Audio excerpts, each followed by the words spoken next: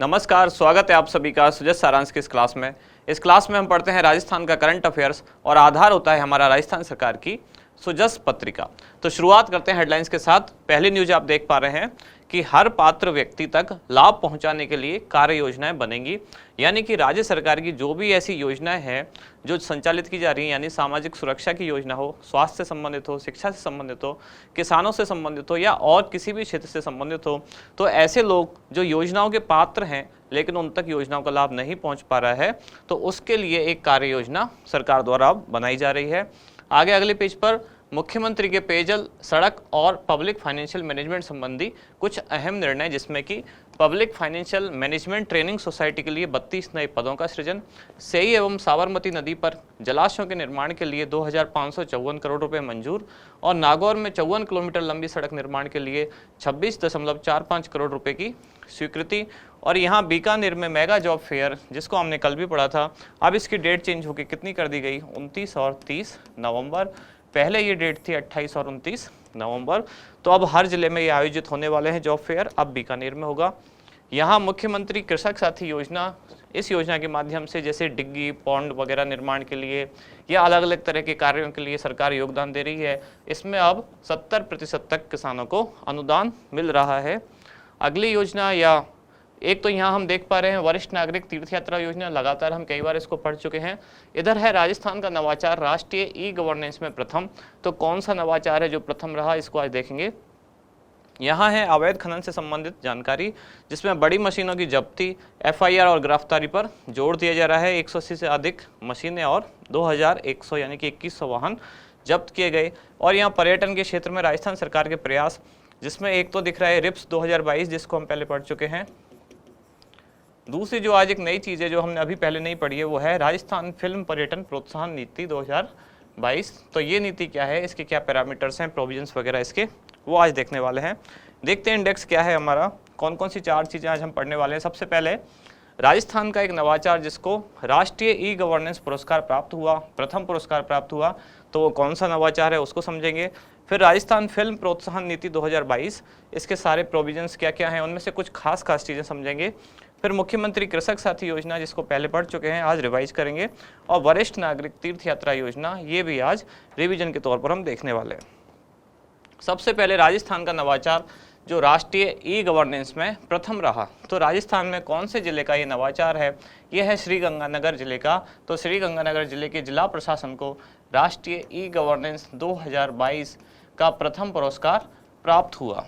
विवरण यानी कि जानकारी, किस बारे में इनको मिला पुरस्कार, तो श्रीगंगानगर जिला प्रशासन के द्वारा नेशनल ई गवर्नेंस के तहत गंग कैनाल रेगुलेशन कंप्यूटराइजेशन प्रोजेक्ट शुरू किया गया था। ये प्रोजेक्ट दरअसल क्या है, इस प्रोजेक्ट के तहत जो किसानों को नहर में छोड़े जाने वाला पानी है, उस पानी की रियल टाइम इंफॉर्मेशन प्राप्त होगी, यानी कि एकदम सही टाइम पर। रियल टाइम मतलब जैसे अभी मैं देखना चाहूँ तो अभी पानी की क्या पोजीशन है, नहर में कितना पानी है, कहाँ तक पानी पहुँचा है, तो रियल टाइम इन्फॉर्मेशन यानी कि पानी का लेवल क्या है, कितनी हाइट है नहर में, कितने फुट तक पानी है, कितने मीटर तक है, ये सारी जो इन्फॉर्मेशन है, इस पूरी टेक्नोलॉजी को यूज करके उन्होंने इसका कंप्यूटराइजेशन किया, यानी कि कंप्यूटर पर ये सब कुछ चीज़ें हम पता कर सकते हैं, रियल टाइम इन्फॉर्मेशन, किसमें नहर में कितना पानी है। तो इस नवाचार के लिए भारत सरकार द्वारा जम्मू में आयोजित जो समारोह हुआ, जिसमें राष्ट्रीय ई गवर्नेंस पुरस्कार 2022 के तहत श्रीगंगानगर जिले को यह पुरस्कार प्रदान किया गया। पुरस्कार में क्या क्या प्राप्त हुआ, पुरस्कार स्वरूप 5 लाख रुपए, प्रशस्ति पत्र और एक ट्रॉफी या स्मृति चिन्ह जिसे कहते हैं वो दिया गया गंगानगर जिला प्रशासन को। अगली जानकारी है राजस्थान फिल्म प्रोत्साहन नीति 2022। तो सबसे पहले पूछा जाता है जारी कब की गई, तो 18 अप्रैल 2022। कहीं कहीं हो सकता है आपको 22 जुलाई भी लिखा मिले, लेकिन सरकार का जो ऑफिशियल नोटिफिकेशन है, साथ ही इसका एक पीडीएफ भी डाला हुआ है सरकार ने। अगर आप फिल्म प्रोत्साहन नीति 2022 डाल के देखेंगे तो इसका एक पूरा मैनुअल भी डाला हुआ है, उसमें भी जारी करने वाली जो डेट है 18 अप्रैल 2022 है, तो इसी को हम मान के चलेंगे। योजना अवधि यानी कि योजना कब से कब रहेगी, तो जिस दिन जारी की गई उससे आगामी 5 वर्ष या जब तक कोई नई नीति ना आ जाए, यानी कि नई नीति द्वारा जब तक ये प्रतिस्थापित ना की जाए तब तक। उद्देश्य क्या है, राजस्थान में अधिकाधिक फिल्मों के निर्माण को प्रोत्साहित करना, जिससे कि राज्य में रोजगार और कौशल विकास यानी कि स्किल डेवलपमेंट के अवसरों में वृद्धि की जा सके। और विशेषताएं क्या क्या हैं? इसके द्वारा फिल्म टूरिज्म फैसिलिटेशन एक सेल FTFC, वैसे इस चीज़ को हम एक बार राजस्थान करंट अफेयर्स की क्लास में डिस्कस कर चुके हैं एक क्वेश्चन में। आज यहाँ इसको डिटेल में हम देख रहे हैं कि film tourism facilitation cell FTFC की स्थापना की जाएगी, जिसके अध्यक्ष कौन होंगे? तो पर्यटन विभाग के जो निदेशक यानी कि डायरेक्टर या आयुक्त मतलब कमिश्नर, इन दोनों में से कोई इस सेल का अध्यक्ष बनाया जाएगा। इसके तहत फीचर फिल्म या TV सीरियल या डॉक्यूमेंट्री या वेब सीरीज, इनके लिए 2 करोड़ रुपए तक की सब्सिडी या फिर उसकी जो फिल्म की निर्माण लागत है उसकी 15% यानी कि लागत का 15% तक सब्सिडी दी जाएगी।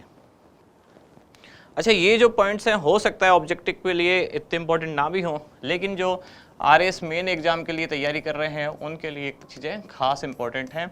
उसमें सिंपली ऐसा पूछा जा सकता है कि राजस्थान फिल्म प्रोत्साहन नीति, फिल्म पर्यटन प्रोत्साहन नीति 2022, उसकी प्रमुख विशेषताएं क्या हैं? राजस्थान सरकार के स्वामित्व वाले किसी भी स्मारक स्थान संपत्तियों पर फिल्माने के लिए लागू सभी फीस और लेवी से छूट दी जाएगी। यानी कि सरकार के जितने भी सरकारी जो बिल्डिंग्स हैं, जैसे किले महल, ऐसी कोई चीज़ें हैं, तो वहाँ अगर किसी को फिल्म की शूटिंग करनी हो तो उनसे कोई फीस और लेवी नहीं ली जाएगी। सभी स्वीकृतियों और सुविधाओं हेतु एक सिंगल विंडो क्लियरेंस इनको दिया जाएगा। राजस्थानी भाषा में अगर फिल्म निर्माण किया जा रहा है तो उसमें SGST का पुनर्भरण यानी कि स्टेट की जो GST है वो राज्य सरकार खुद वापस भरेगी उसे। और प्रतिवर्ष 10 ऐसे राजस्थानी विद्यार्थियों को 50,000 रुपये तक की वार्षिक छात्रवृत्ति दी जाएगी, जो फिल्म एवं टेलीविज़न संस्थान यानी कि FTII पुणे या फिर सत्यजीत राय फिल्म एवं टेलीविज़न संस्थान कलकत्ता इसमें प्रशिक्षणरत हैं। ये आपका जो अब वार्षिक अंक आया है उसमें यहाँ थोड़ी सी टाइपिंग एरर है, पुणे को वहाँ पूर्ण लिख दिया गया है और सत्यजीत राय को वहाँ सत्यजीत राज्य लिखा हुआ है।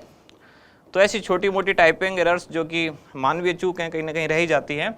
तो किसी ने मुझसे पूछा था कि नई मैगजीन में क्या सारी जो एरर हैं वो दूर कर दी गई हैं, तो जितनी कोशिश की गई है उतनी की गई है, फिर भी कहीं ना कोई एरर रह ही जाती है। तो वहाँ लिखा हुआ है फिल्म एवं टेलीविज़न संस्थान पूर्ण, तो वो पूर्ण नहीं है, वो है पुणे। और सत्यजीत राज्य नहीं है, वो है सत्यजीत राय फिल्म एवं टेलीविज़न संस्थान कलकत्ता। इसमें अगर राजस्थान के छात्र प्रशिक्षणरत हैं तो प्रतिवर्ष ऐसे 10 छात्रों को 50,000 रुपये तक वार्षिक छात्रवृत्ति दी जाएगी। अगली योजना है मुख्यमंत्री कृषक साथी योजना, जो कब से प्रारंभ की गई? 24 फरवरी 2021। इसकी घोषणा की गई थी राज्य बजट 2021-22 में, यानी उसी दिन से इसको प्रारंभ माना जा रहा है। राज्य बजट किस दिन आया? 21-22 वाला, 2021-22 वाला वो आया 24 फरवरी, और 2022-23 वाला आया था 23 फरवरी। 2022-23 वाला 23 फरवरी और 2021-22 वाला 24 फरवरी। उद्देश्य क्या है? कृषकों तथा पशुपालकों की आय में वृद्धि करना तथा समग्र विकास सुनिश्चित करना। बजट आवंटन किसके द्वारा? तो इसके लिए अलग से कोष बनाया जाएगा जिसका नाम रखा गया है कृषक कल्याण कोष। विशेषताएं क्या क्या हैं? तो कृषक कल्याण कोष के माध्यम से आगामी 3 वर्षों हेतु अनुदान आधारित मुख्यमंत्री कृषक साथी योजना लागू की गई। 3 लाख किसानों को निःशुल्क बायो फर्टिलाइजर एवं बायो एजेंट दिए जाएंगे और 1 लाख किसानों को कंपोस्ट यूनिट की स्थापना की जाएगी। ये बायो फर्टिलाइजर या बायो एजेंट क्या होते हैं?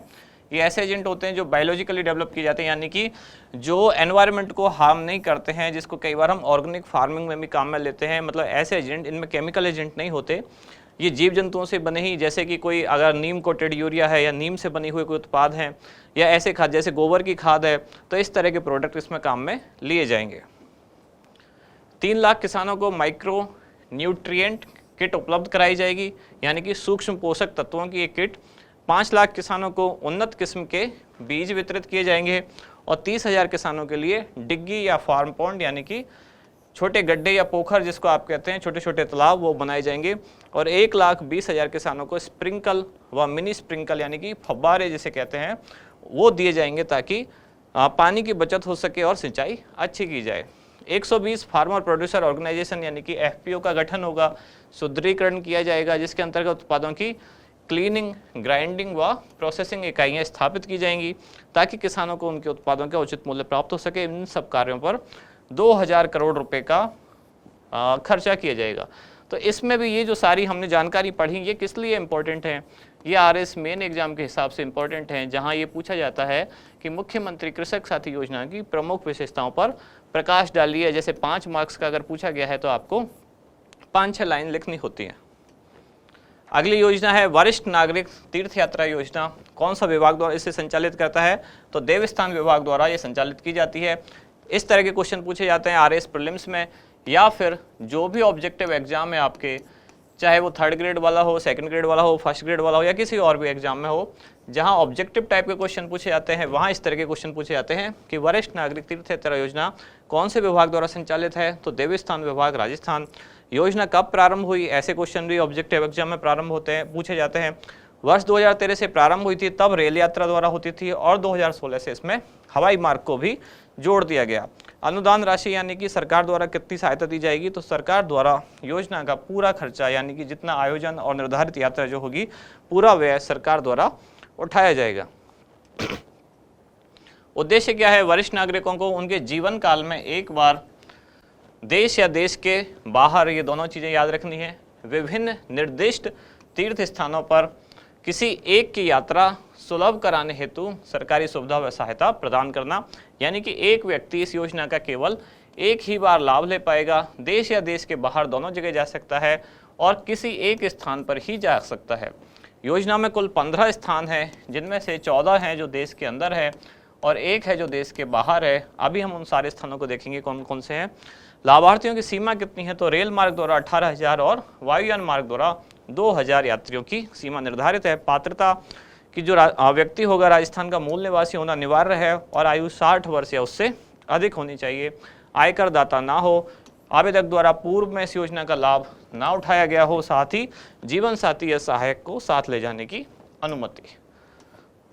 ये मैं तो इसको इसलिए थोड़ा जल्दी पढ़ रहा हूँ कि हमने कई बार इसको पहले देखा हुआ है। सहायक को साथ ले जाने की अनुमति तभी प्राप्त होगी जब आवेदक की आयु 70 वर्ष या उससे अधिक है और उसने अकेले यात्रा हेतु आवेदन किया है। तो ये चीज़ें फिर से कह रहा हूँ, यहाँ है 70 कब है, जब सहायक को साथ ले जाना है। अदरवाइज नॉर्मल आयु कितनी है आवेदन करने के लिए, तो वो 60 वर्ष। दोनों चीज़ें ध्यान रखना। आवेदक के जीवन साथी की आयु 60 वर्ष से कम होने पर भी साथ में यात्रा कर सकेगा या कर सकेगी। तीर्थ स्थान कौन कौन से हैं, तो रेल मार्ग द्वारा रामेश्वरम, जगन्नाथपुरी, तिरुपति, द्वारकापुरी, वैष्णो देवी, प्रयागराज, मथुरा, वृंदावन समेत शिखर, पावापुरी। केवल नाम आपको देखने हैं, ऐसे याद रखने हैं। उज्जैन, ओंकारेश्वर, गंगा सागर, कामाख्या, हरिद्वार, ऋषिकेश, बिहार शरीफ और बेलनकानी चर्च। यानी ये जो 14 स्थान हैं ये हैं रेल मार्ग द्वारा।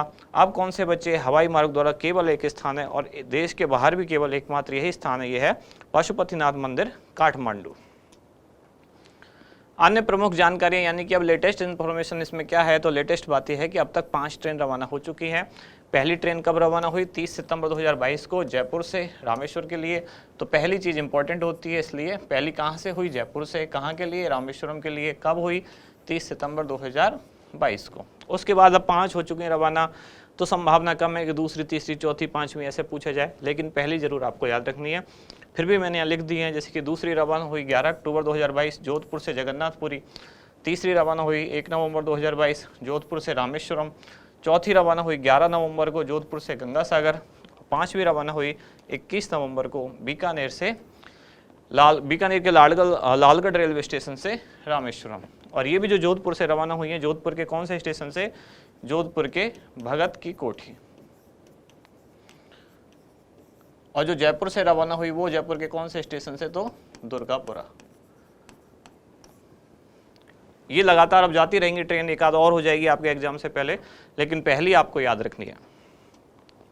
इसके बाद जैसा कि हम क्वेश्चन डिस्कस करते हैं, हाल ही में राजस्थान के किस जिले को उसके नवाचार कौन सा गंग कैनाल प्रोजेक्ट रेगुलेशन के कंप्यूटराइजेशन हेतु राष्ट्रीय ई गवर्नेंस पुरस्कार 2022 से सम्मानित किया गया। श्रीगंगानगर, हनुमानगढ़, कोटा या उदयपुर। क्या है इसका उत्तर बताएं। और ये है लास्ट में वार्षिक अंक। कईयों ने पूछा है कि अब हमारे शहर में कब मिलेगा या कहाँ मिलेगा, तो वैसे तो ये सभी जगह अब मिलना शुरू हो गया है। फिर भी अगर आपको नहीं मिल पा रहा है तो आप ऑनलाइन परचेज कर सकते हैं कलाम अकेडमी की वेबसाइट से। उसका लिंक भी डिस्क्रिप्शन में डाल देंगे, या वैसे भी यूट्यूब पे डाला हुआ है। तो कलाम एकेडमी से भी आप इसको ऑनलाइन परचेज कर सकते हैं। तो आज की क्लास समाप्त करते हैं यहीं। अब मिलते हैं कल अगली वीडियो में अगली न्यूज़ के साथ। धन्यवाद।